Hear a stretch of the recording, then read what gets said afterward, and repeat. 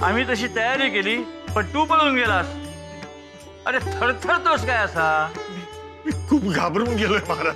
तू काळाचा भक्ष्य कसा होशील ह्याची चुणूक दाखवली तुला. आत्ता तू पळून गेलास पण प्रत्यक्ष यमलोकात जाशील तेव्हा पळायला देखील जागा उरणार नाही. त्याची प्रचिती आली ना. होय महाराज, माझी बायको आणि मुलं यमलोकात आहेत हे कळून मला खूप दुःख होते महाराज. तुझी बायको आणि मुलं त्यांच्या कर्मानं यमलोकात गेली आहेत. तुलाही तिथेच जाण्याची इच्छा आहे ना, म्हणून उपोषण करून देहत्याग करायला निघाला होतास ना. महाराज, ती माझी फार मोठी चूक होती असं वाटतंय मला आता. तू लौकिक नात्यांच्या पाशात अडकून बोलत होतास माधव. या जगात माणूस एकटा येतो आणि एकटा जातो. त्यासाठी तू स्वतःला ओळख, स्वतःच्या आत्म्याची अनुभूती घे आणि स्वतःच्या उद्धारासाठी प्रयत्न कर. हो हो महाराज, मी आता तुम्ही बोलण्याप्रमाणे वागेन. पण हा यमाचा जीवन मरणाचा फेरा चुकवा महाराज. यमन लोकात गेल्यावर जे जे काय दिसेल ते तुम्ही आत्ताच मला दाखवलं. माझ्या पापांच्या राशी मी तिथे पाहिल्या, पण त्या पापांचा नाश करणं आपल्याला अशक्य नाही आहे महाराज. माझ्या पूर्वजन्मीचं सुकृत म्हणून आपल्यासारख्या संतांच्या चरणाशी आलोय मी. आता राहिलेलं जीवन जगण्याची इच्छा नाही आहे माझी. मला मोक्ष मिळवून द्या अशी प्रार्थना करायला आलोय मी स्वामी. माधव, तुझं मरण आता जवळ आलेलं आहे. आता नारायण नारायण नाही, आता श्रीमन नारायण हरी हरी असा जप कर. याने तुला मोक्ष प्राप्ती होईल. आणि अजूनही तुला जगायची इच्छा असेल तर तुझं आयुष्य मी वाढवून देतो. बोल, काय करू? नको महाराज, नको. मला माया प्रपंचात अडकवू नका आता. श्रीमन नारायण हरी हरी ह्या जपात आणि आपल्या सान्निध्यात ह्या इहलोकीचा प्रवास संपू देत असा आशीर्वाद द्या मला. तथास्तु. गण गण गणात बोते, गण गण गणात बोते, गण गण गणात बोते, गण गण गणात बोते, गण गण गणात. गण गण गणात बोते. माधव काका उठा आता.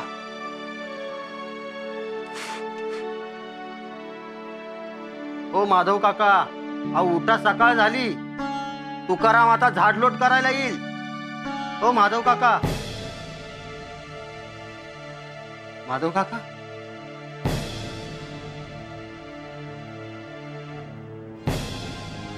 माधव काका.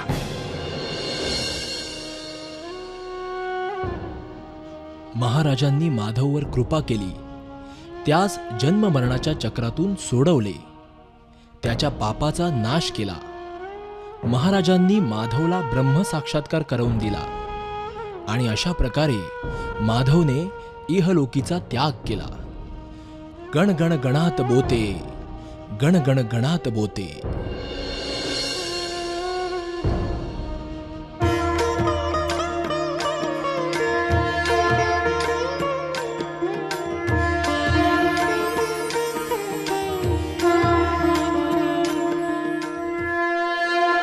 संतांच्या वचनांवर श्रद्धा आणि विश्वास ठेवा. संतांनी सांगितले त्याप्रमाणे वागण्याचा प्रयत्न करा. संतांसारखे वागण्याचा प्रयत्न करू नका.